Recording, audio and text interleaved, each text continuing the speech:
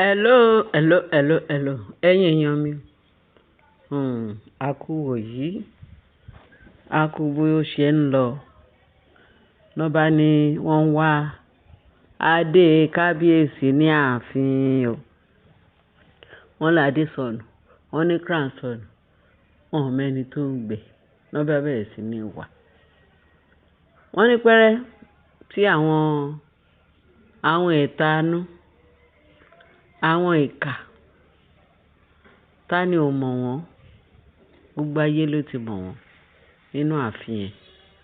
Wọ́n bá ní, kán béèrè lọ́wọ́ ìyàwó ẹ̀. Wọ́n ní kán béèrè lọ́wọ́ júwẹ̀lì ẹ̀. Ǹbó òun ni ó ń wọlé tó ń wọ̀de tó ń ṣe gbogbo ẹ̀. Gbogbo chamber kábíyèsí gbogbo ẹ̀ ló mọ̀ ń pa. Òun ló ń wọ yàrá yìí, ló ń wọ yàrá yìí, ló ń wọ yàrá yìí. Pé kán béèrè lọ́wọ́ queen òun ló máa gbé. Kò sẹ́lòmíì tó máa gbé torí òun àti kábíyèsí náà jọ ń wọlé wọ̀de tọ́jọ́ ń fìdí gbòdì. Ayé ẹ wò tí wọ́n ní náà pé tí kankan bá ti sọnù ní ààfin Queen Naomi náà máa kọ́kọ́ mention. Mostly àwọn elders. Wọ́n ní Queen Naomi. Ẹ fi inú orí ẹ fi fìlà dé dodo. Kò sí nǹkan tẹ́lẹ̀ fọmọ Ọlọ́run ṣe. Bíbélì sọ wípé ó ní touch not my anointed, do my prophet no harm. Ẹni àmì òróró Ọlọ́run òun ni Naomi. Ẹ má ṣe fọwọ́ kan ẹni àmì òróró mi. Bẹ́ẹ̀ ni ìwé mímọ́ sọ. Ẹ kàn ń jàǹpátá. Naomi ti gbégbá orókè, ó ti yege. Ẹ fẹ́ ẹkọ̀ lọ́tẹ̀ yìí tí Naomi wà láàfin. Kò sí ohun ìjà olóró kan tẹ́ lè ṣe sí tó lè pa lára. Àkọ́kọ́ yẹn ìgbà ìmọ̀ ọmọdé dẹ̀ ni kábíyèsí fẹ́ ní kékeré jòjòló ọmọ kékeré kí lọmọdé mọ̀. Nísìnyí wọ́n wá ń ka ìṣe, wọ́n ń ka biséèkì kó ti fọkọ́lẹ̀ ó ti lọ. Nígbà tó fọkọ́lẹ̀ ńkọ́, ẹ bá nílé ọkùnrin ni. Àbẹ́ ó bímọ fún ọkùnrin míì ni. Àbí ẹ bá níbi tó ti ń ṣàgbèrè. Àbẹ́ rí ìwà bàjẹ́. Ẹni ẹlẹ́rìí lọ́wọ́ ẹ̀. Ẹ rí ìwà bàjẹ́ kan lọ́wọ́ ẹ̀ rí. Àbá ẹ yé dẹ́ṣẹ̀. Ẹ yé kó wàhálà bọ́ra yín lọ́rùn. Nítorí pé tí ìjà Ọlọ́run bó ṣe wà yìí. Ìjà Ọlọ́run ò ṣe é gbé o. Tó bá dé báyìí. Tí Ọlọ́run bá máa dé bá àwọn aṣebi. Torí Bíbélì náà tún sọ fún wa. Ó ní ẹni ń ṣe rere pé kó máa ṣe nìṣó. Ó ní ẹni tó ń ṣèkà kó máa ṣe nìṣó. Ó ní àtòrè àti ìkà kò sí tó máa gbé. Ó dẹ̀ tún wá sọ síwájú sí. Ó ní èmi ń bọ̀ kánkán. Ó ní èrè mi. Ó ní èrè òun wà pẹ̀lú òun láti san fún olúkálùkù àwọn tó ń ṣe ibi. Àwọn tó ń ṣe ọ̀kánjúwà. Àwọn tó máa ríre tí ò fẹ́ ṣe. Tó jẹ́ pé wọ́n kàn ń tako nǹkan tí Ọlọ́run dá dáradára. Bíbélì sọ ó ní ẹni tó rí rere tí ò bá ṣe ó ló wà ní ewu ìdájọ́. Ìdájọ́ Ọlọ́run bẹ lórí ẹ̀. Ẹ máa ṣe nìṣó.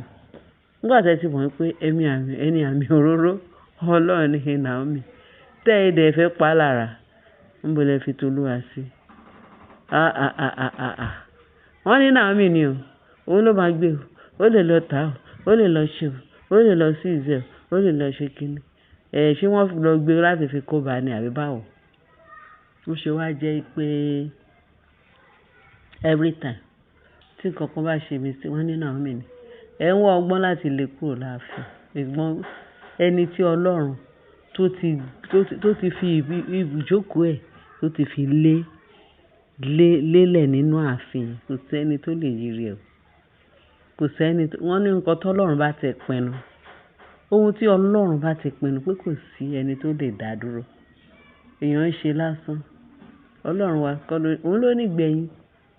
Ó di dandan ìgbẹ̀yìn Naomi máa dà. Lójú gbogbo ẹ̀yin oníṣẹ́ ibi tó wà láàfin.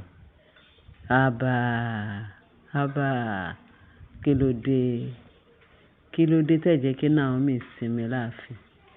Bẹ́ẹ̀ ṣe ń gbógun ti Naomi lẹ́ ń gbógun ti àwọn ọmọ ẹ̀. Ẹ rí pé ẹ kú ìyà o. ẹ kú ìyà ẹ kú tí Naomi kọ́ ló gbé òun kọ́ ló gbé crown kábíyèsí, kò sí nǹkan tó fẹ́ fi ṣe. Ibi tí crown bá wà ẹ lọ gbé jáde o, torí ṣé mọ̀ pé àṣírí yín kò ń pẹ́ tú bẹ́ẹ̀ ṣe ń ṣe báyìí. Tí ẹ wá mọ̀ nǹkan tẹ́ wá lè ṣe fún Naomi, ìtò wá kù kẹ́tù máa parọ́ mọ́, kẹ́tù máa takò. Àwọn ogun ọ̀run kàn ń gbé ń jà ni, wọ́n kàn máa gbèjà lọ́tùn lósì, ẹ̀yin lè máa disgrace ara yín. Kí ló dé? Ẹ jáwọ́ nú àpọ̀n tí ó yọ kẹ́dá mi lákanú. Ẹ lọ wá adé ọba fún. Kí ni Naomi fẹ́ fi ṣe? Gbogbo nǹkan tí kábíyèsí fi jíǹkẹ́ Naomi gan tún rìn jẹ́ pé kábíyèsí ìtẹ́ṣe yìí náà tó. Torí nǹkan tí Naomi ní ó ju gbogbo nǹkan tó jẹ́ àfẹ́ ayé yìí lọ. Nǹkan tó ní pátápátá tó yẹ kẹ́yìn kan kẹ́ máa gbàdúrà pé kí ẹ̀yin náà lè rí àwọn ògo, ọlá, iyì tí Ọlọ́run ọba ayé tó ti dá fún Naomi láti dá lọ́lá.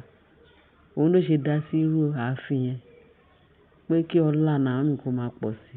Torí ẹ̀ ni Ọlọ́run ṣe ń bùkún kábíyèsí pé ibẹ̀ ni ọlá Naomi máa ti jáde.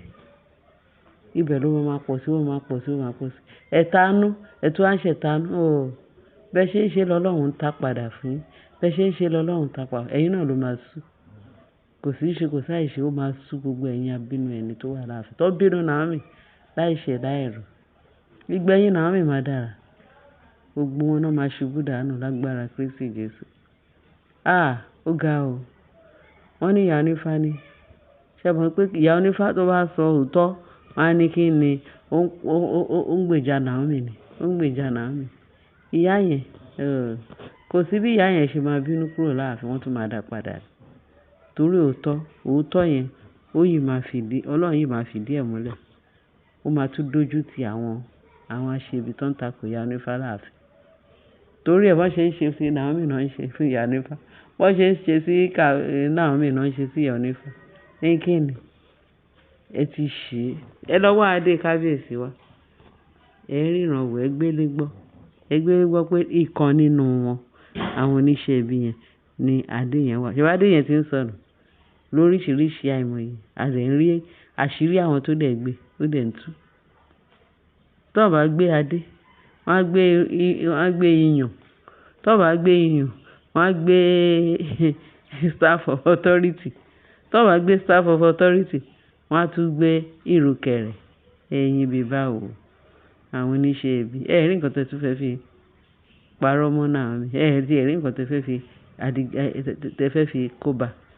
Wọ́n ní adé kábíyèsí kán bèèrè lọ́wọ́ Queen Naomi. Àgbọ̀nrín èṣì tẹ̀ ń jẹ lọ́bẹ̀. Tí ẹ̀ dákọ̀ mọ́, tí ẹ̀ mọ́ bẹ́ ṣe. Mọ́ bọ́n ṣe ń parọ́. Gbogbo yín pátápátá. Ẹ máa fi ojú la iná. Ojú yín máa bó ní ààfin yẹn. Gbogbo èèyàn aṣebi. Gbogbo àwọn aṣebi ni mò ń sọ. Mi kó àlìkámà mọ́ epo. Mò ń sọ pé àwọn tó ń ṣe ibi máa bá wọn. Ó ti wà látètèkọ́ṣe. Wọ́n ló bẹ nísinsìnyí, bẹ́ẹ̀ yóò sì máa rí ní ìgbà gbogbo ayé àìnípẹ̀kun. Àmín. Ẹ túbọ̀ múra sí. Kẹ́ máa victimize Naomi. Àwọn ogun ọ̀run náà máa victimize. Bẹ́ẹ̀ ṣe ń victimize Naomi, àwọn ogun ọ̀run náà máa sọ fún yín pé ẹ ti ṣubú dànù, ẹ ti ṣègbé. Tí yín bá máa dé báyìí, ẹ máa ṣe kí inú yín máa dùn. Ìdúró sí ìbẹ̀rù sí, ṣé ìsinmi náà wọ́n ò ní ìsinmi. Ojoojúmọ́ là ń rí ìpalára wọn nítorí pé wọn ò dẹ̀yìn lẹ́yìn Naomi. Ẹ̀yin èèyàn mi, oh my God, ẹ kú ìtẹ́tígbọ́ o. Ẹ ṣé gan bẹ́ẹ̀ ṣe ń tẹ́tí gbọ́ wa o. Etí tẹ́ fi ń gbọ́ àwọn ọ̀rọ̀ àṣàyàn kò ní bí o. Ẹ bá share, ẹ bá like, ẹ bá subscribe, kẹ́ ẹ bá fi tó kù sí comment section. Ààbò Ọlọ́run á kúkú dájú lórí wa. Àánú Ọlọ́run á pé orúkọ Jésù Kristi Olúwa àti olùgbàlà wa. Àmín lórúkọ Jésù.